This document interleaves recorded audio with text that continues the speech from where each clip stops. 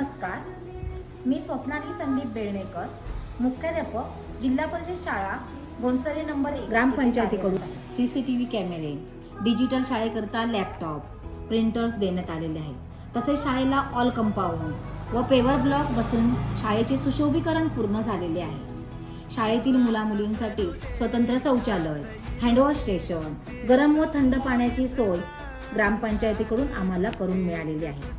तसेच किशोरवयीन मुलींना सॅनिटरी पॅडचे वाटप ग्रामपंचायतीकडून नियमित करण्यात येते।